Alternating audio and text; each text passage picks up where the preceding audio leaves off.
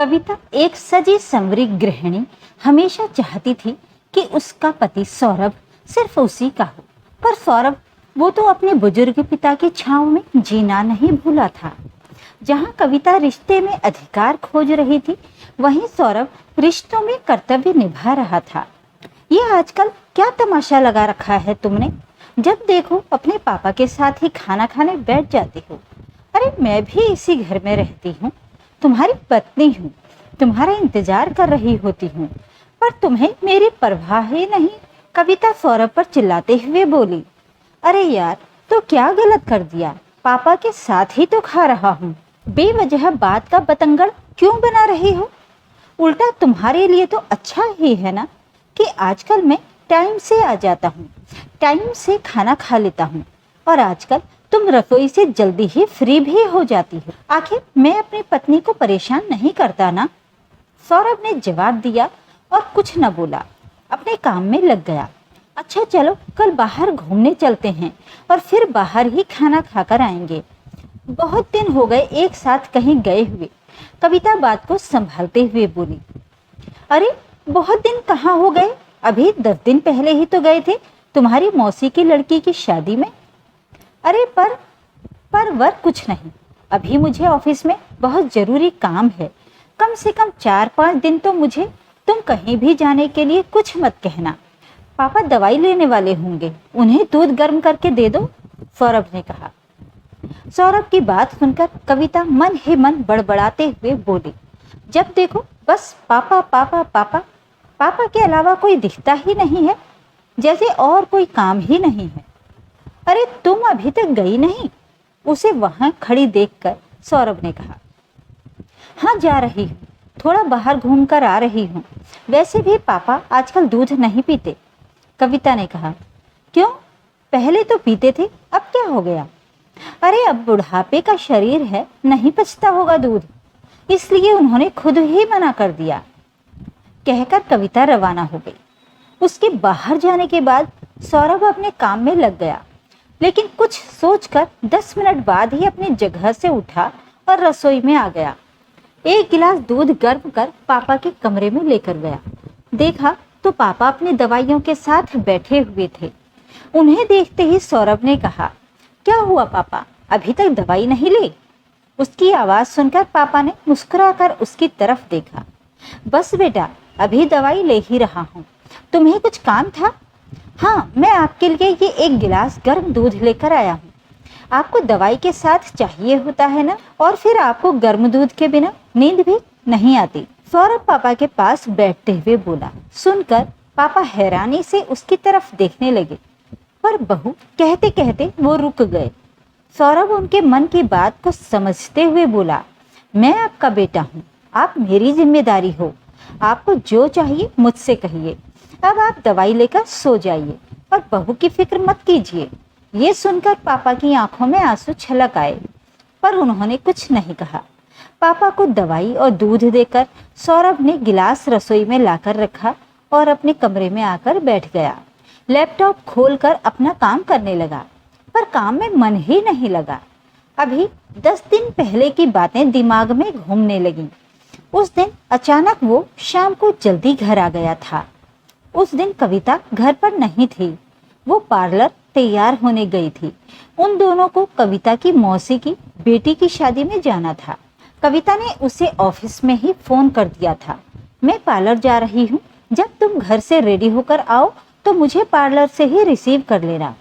कविता को पूरा विश्वास था कि सौरभ तो 8 बजे तक पहुँचेगा, पर सौरभ तो आधे घंटे पहले ही घर पहुँच गया।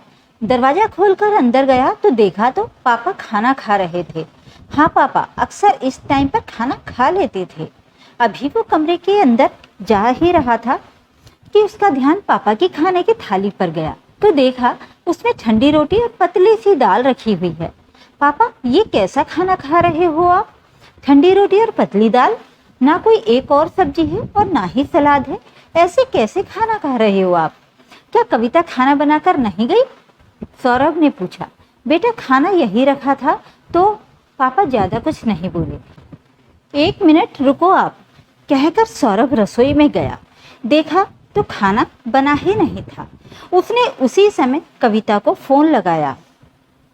उसके फोन उठाते ही उसने कहा, अरे कविता, मैं ये पूछ रहा था कि हम दोनों तो पार्टी में जा रहे हैं, तुम पापा के लिए खाना तो तैयार करके आ गई हो ना? कैसी बात कर रहे हो सौरभ, क्या तुम्हें मुझ पर विश्वास नहीं है? मैं खाना बना भी आई हूँ, पापा जी को खिलाकर भी आ गई हूँ। तुम तो 8 बजे घर पहुंचकर तैयार होकर मुझे लेने आ जाना। कविता पूरे विश्वास के साथ बोली। इसके बाद कविता ने फोन काट दिया। इधर सौरभ वापस पापा के पास आया और बोला, पापा आप हर रोज ऐसा ही खाना खाते हो क्या? हाँ बेटा, पर तू बहू से कुछ मत कहना, नहीं तो फिर वो नाराज हो जाएगी, फिर वो मुझे खाना भी नहीं देगी। सुनकर सौरभ हैरान रह गया। उसे कविता पर बहुत गुस्सा आ रहा था, पर उसने पापा से कहा, आप ये खाना मत खाओ, मैं आपके लिए गर्म रोटी सेक कर लाता हूँ।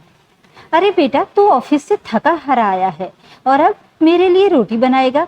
रहने दे, मैं तो यही खा लूंगा, मुझे तो वैसे भी ठंडी रोटी खाने की आदत है। पापा सौरभ की बात पर मुस्कुराकर बोले, नहीं पापा, मैं आपके लिए गर्म रोटी बनाकर लाता हूँ, वैसे ही जैसे आप बचपन में मेरे लिए बनाते थे। आज आप मेरे हाथ की बनी रोटी खाइए। उसके बाद सौरभ रसोई में गया और पापा के लिए आटा गूंथकर रोटी सेकने लगा और उन्हें गर्मा गर्म रोटी परोसी।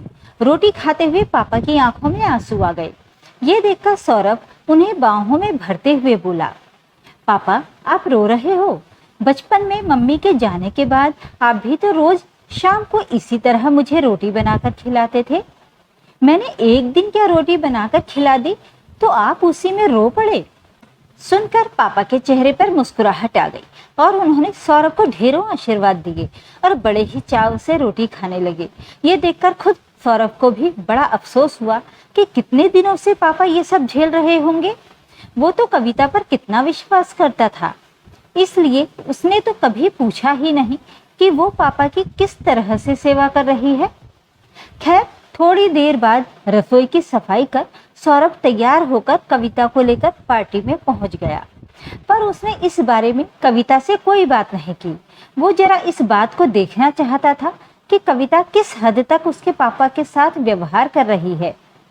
दूसरे दिन शाम को उसने देखा कि पापा पानी से दवाई ले रहे हैं, जबकि पापा चाहे कितनी ही ठंडी रोटी खा लें, लेकिन रात को दूध उन्हें गर्म ही चाहिए होता था। जब अपने कमरे में जाकर कविता से दूध के लिए पूछा तो कविता ने कहा, पापा जी ने दूध पी लिया है और दवाई लेकर सो गए हैं, तुमसे ज्यादा इस बात की फिक्र मुझे है।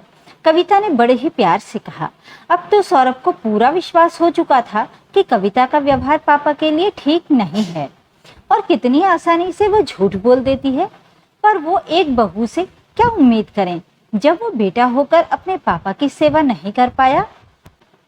इसलिए कविता से लड़ने की जगह सौरभ ने इसका समस्या का हल ये निकाला कि इसके बाद से सौरभ चाहे कितना ही बिजी क्यों न हो, पर रोज शाम को 7 बजे तक घर पहुंच जाता था और पापा के साथ ही खाना खाने बैठ जाता। अब कविता सौरभ के सामने क्या नाटक करे, इसलिए जो खाना उसे सौरभ को परोसना होता था वही पापा जी को भी परोसना पड़ता था। इस बहाने पापा जी को भी अच्छा खाना मिल रहा था। अब वो सुबह का नाश्ता और रात का खाना पापा के साथ ही खाता था। दोपहर में उन्हें खाना न भाए या उन्हें कुछ खाना हो तो उसके लिए अलग से खाने पीने का सूखा सामान लाकर उनकी ही अलमारी में रख दिए थे। जानता था कि कविता तो उनके कमरे में आएगी नहीं। यहाँ तक कि रात को सौरभ खुद अपने हाथों से दूध गर्म करके पापा को दे जाता था। कविता मन ही मन कुढ़ती रहती थी, पर ज्यादा कुछ कह नहीं पाती थी, क्योंकि जब भी अगर वो कुछ कहती तो सौरभ बड़े प्यार से उसे समझा देता था। यहाँ तक कि जब वो कहीं बाहर जाता तो घर में अपने ससुर जी को छोड़ जाता, जिनके सामने भी कविता ज्यादा कोई तमाशा नहीं कर पाती।